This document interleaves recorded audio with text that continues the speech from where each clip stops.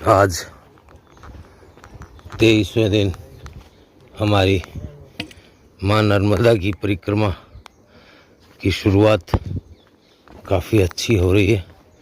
सड़क को छोड़कर हम वापस से माँ नर्मदा के किनारे किनारे चल रहे हैं और देख सकते हैं आप किस प्रकार से नीचे उतरकर इन घाटियों से जाना होता है। और पीछे वो आश्रम आप देख सकते हैं जो तबाह हो गया पानी के बहाव के कारण।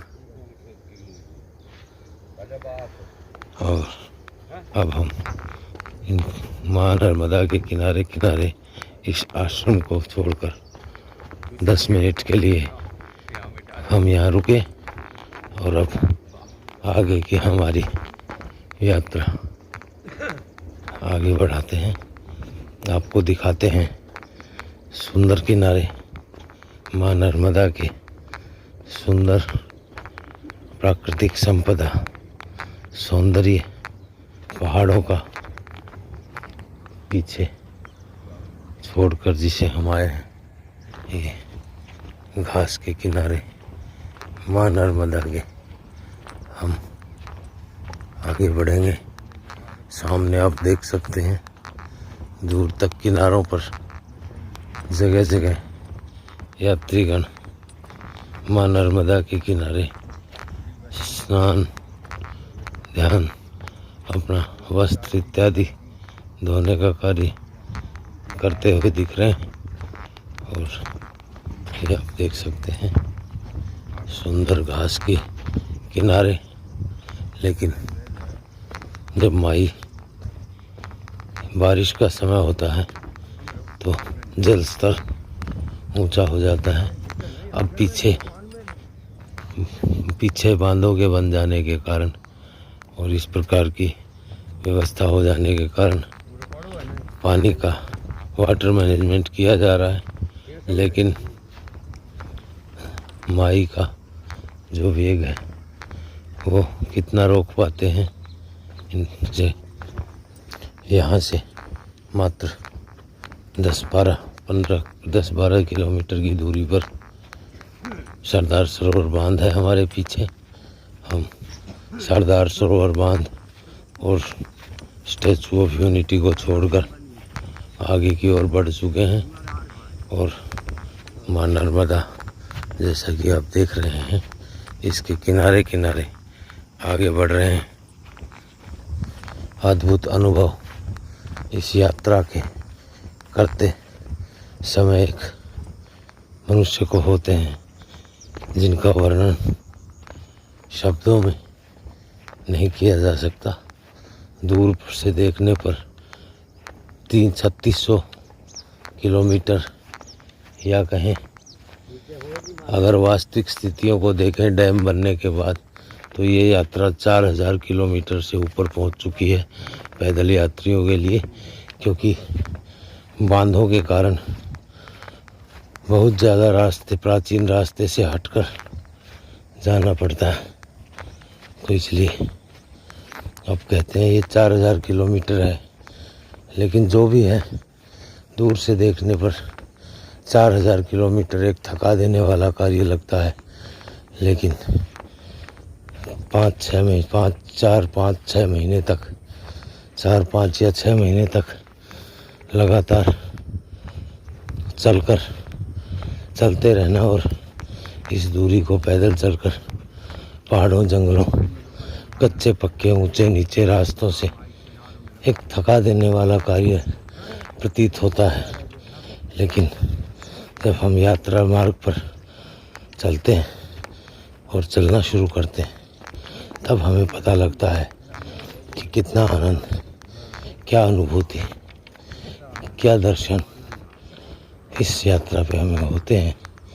इसको शब्दों में नहीं कहा जा सकता।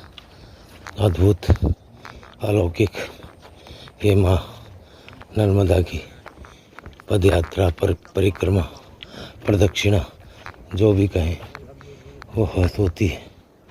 ऐसा मेरे 23 दिन का पिछला अनुभव मुझे बता रहा है।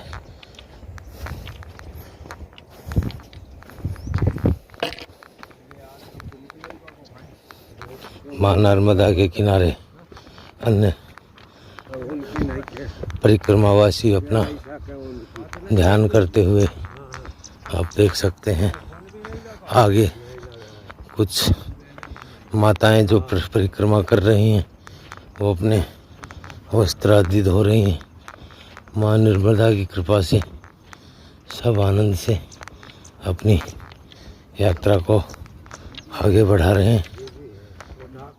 माँ नर्मदा के किनारे इस जगह आने के बाद अब पहली बार हमें लगभग जो सामने परिक्रमावासी जो दूसरी तरफ पहुंच चुके हैं उनके भी दर्शन होने शुरू हो गए हैं। आप देख सकते हैं सामने मैं आपको जूम करके दिखाने का प्रयास करूं तो परिक्रमावासी रास्ते से नीचे की तरफ आ रहे हैं और इस प्रकार से वहाँ दूर भी बैठे हैं। तो पहली बार हमें उन परिक्रमावासियों के दर्शन हो रहे हैं जो कि दूसरे किनारे पर इस यात्रा को आगे बढ़ा रहे हैं, जो कि हमारे से आगे निकले हुए। इस प्रकार से माँ नर्मदा के तटों पर इस समय दोनों ओर परिक्रमावासी परिक्रमा कर रहे हैं। हम भी कुछ दिनों बाद माँ नर्मदा को सागर में पार कर इसी तरफ दूसरी तरफ उत्तर दिशा की ओर उत्तर तट की ओर जाएंगे और सामने वाले तट की परिक्रमा करेंगे। लेकिन अभी इन ऊंचे नीचे लेकिन अत्यंत दर्शनीय रास्तों पर हम आनंददायक यात्रा को आगे बढ़ा रहे हैं। शूल पानी के पहाड़ों से उतरकर अब धीरे धीरे माँ नर्मदा यहाँ गुजरात के तटों पर बड़े ही शीतल स्वभाव के साथ बह रही है। आगे आप देख सकते हैं मोड़ माई अब टर्न ले रही है, मुड़ रही हैं और हम बिल्कुल यहाँ किनारे पर इसके चलते हुए और आगे अपनी यात्रा को आगे बढ़ाते हुए अब इस मोड़ पर आप देख सकते हैं किस प्रकार से माँ नर्मदा उत्तर की ओर थोड़ा मुड़ रही हैं और इसी प्रकार से सर्पाकृति में आगे धीरे धीरे चलकर अब ये गुजरात के किनारे पर खंबात की खाड़ी में विलीन होंगी सागर के साथ। अब ये ऐसा एक मार्ग आ गया है जिसको पार करने के लिए हमें अपने पैरों से जूते उतारने होंगे। अब देख सकते हैं सभी लोग पानी के भीतर से पार करते हुए, तो हम भी चलते हैं और जूते उतारकर इसको छोटी नदी को पार करते हैं, जिसमें कि आप देख सकते हैं किस प्रकार से इस नदी को हमें पार करना होगा। मैं भी जूते उतारता हूँ और इसे पार करने की तैयारी करता हूँ। 8-9 किलोमीटर तक लगातार माँ नर्मदा के किनारे कच्चे पक्के ऊंचे नीचे पथरीले रास्तों पर चलने के बाद अब हम वापस से सड़क मार्ग पर पहुंचे हैं और जूना रामपुरा नाम का ये एक गुजरात का नर्मदा ज़िले का छोटा सा गांव है। माई नर्मदा का किनारा कितना ही कठोर क्यों न हो, लेकिन उसका जो आनंद है चलने का वो किसी भी सड़क पर चलने से ज़्यादा अच्छा है। उसका आनंद अद्भुत है। लेकिन सड़क पर चलना, मनुष्यों के बीच में चलना, एक भीड़ भाड़ में चलना, कोई आनंद इसमें नहीं हो पाता है। लेकिन माँ नर्मदा के किनारे जंगल में चलने का एक अपना अलग आनंद होता है।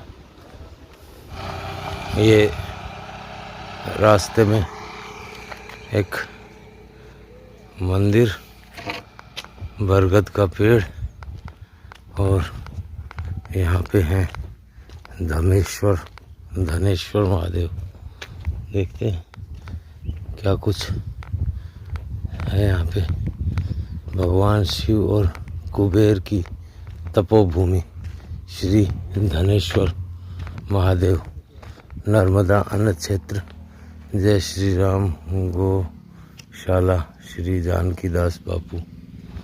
तो देखते हैं जानकी दास बापू ने क्या व्यवस्था की है और धनेश्वर महादेव कैसे धनेश्वर और कुबेर की, भगवान शिव और कुबेर की तपोस्थली है। देखते हैं ये मंदिर। देख रहे हैं आप सामने धनेश्वर महादेव मंदिर। छोटा मंदिर किंतु प्राचीन मंदिर, और इसको अभी रंग पेंट किया गया है, लेकिन जो स्ट्रक्चर है वो भी इतना नया नहीं है, काफ़ी पुराना पत्थर का स्ट्रक्चर है। और अंदर से देखेंगे, पहले सामने देखते हैं किस प्रकार से एक बहुत विशाल पीपल का पेड़, गुजराती में धनेश्वर महादेव की महिमा लिखी हुई है। आप देख सकते हैं, ये जिन भाइयों को गुजराती ढंग से पढ़नी आती है वो इसे पढ़ सकते हैं। और ये एक छोटा सा धनेश्वर महादेव का मंदिर, विशाल पीपल का पेड़ जिसके नीचे भोलेनाथ की मूर्ति, ये आप देख सकते हैं। जटेश्वर महादेव मंदिर, नर्मदे हर, अंदर विशाल शिवलिंग देख पाएंगे। ये है हमारे जटेश्वर महादेव मंदिर, गुजराती में कुछ लिखा हुआ। और ये मुख्य मंदिर, पुराना बना हुआ मंदिर, प्राचीन इतिहास, नर्मदे हर। जय हो महादेव, जय हो धनेश्वर महादेव। ये है लोकेश्वर महादेव। लोकेश्वर जी, या लोके, ये लोकेश्वर महादेव। ये लोकेश्वर, ये कमंडलेश्वर, तुमने बताई थी। ये लोकेश्वर महादेव मंदिर, यहीं पे ये मुख्य मंदिर धनेश्वर महादेव मंदिर। सामने नंदी जी और ये धनेश्वर महादेव। जय हो महादेव, जय हो भोलेनाथ, बम शंकर। ये आप दर्शन कर रहे हैं धनेश्वर महादेव मंदिर, जूना राजपुरा, गुजरात, जिला नर्मदा। देख सकते हैं आप धनेश्वर महादेव मंदिर। और मंदिर के परिसर में ही आप धनेश्वर महादेव की प्राचीन कथा भी पढ़ सकते हैं, शिव महापुराण और नर्मदा पुराण के अनुसार। और जिस राक्षस का, और ये आप आगे पढ़ सकते हैं। इसी आश्रम या धनेश्वर महादेव मंदिर में आप देख सकते हैं, आप एक छोटी सी गौशाला, पंखे वंखे लगाकर बहुत सुंदर व्यवस्था गौ माता और बछड़ों के लिए की गई है। पास में ही चारा बोया गया है। और ये विशाल वट वृक्ष आप देख सकते हैं। इसकी आयु का अनुमान लगाना और इस तपोभूमि को आप दर्शन कर सकते हैं। अद्भुत तपोभूमि, ये प्राचीन धूना जो कि इस विशाल वट वृक्ष जिसकी ना जाने कितनी ही शाखाएं जमीन में जाकर और एक अलग तना बन चुकी हैं। आप देख सकते हैं ये प्राचीन तपोस्थली, एक प्राचीन बरगद का वृक्ष धनेश्वर महादेव मंदिर के परिसर में, जिसकी आयु का अनुमान लगाना भी अत्यंत दुष्कर कार्य है। ये विशाल वट वृक्ष और इसके नीचे सामने धूना, तपोस्थली इत्यादि, और वट वृक्ष के ऊपर एक बहुत ही सुंदर मचान जैसा भी बनाया हुआ है ताकि नीचे धूने पर पानी नहीं आए। और आप देख सकते हैं ऊपर इसकी जटाएं जिनका कोई अंत नहीं दिखाई दे रहा है। इसकी आयु का अनुमान लगाना भी मुश्किल है। और इधर देख सकते हैं आप गौओं के लिए चारा, और इस चारे के परे माँ नर्मदा बहते हुए यहाँ से आप दर्शन कर सकते हैं। थोड़ा बहुत मैं आपको दिखाने का प्रयास करूँगा। ये आश्रम के बिल्कुल साथ साथ माँ नर्मदा बहते हुए, ये धनेश्वर महादेव मंदिर के बिल्कुल साथ में माँ नर्मदा बहते हुए। तो इस प्रकार नर्मदा किनारे ये प्राचीन धनेश्वर महादेव मंदिर के दर्शन आज हमने 23वें दिन अपनी यात्रा के किए हैं।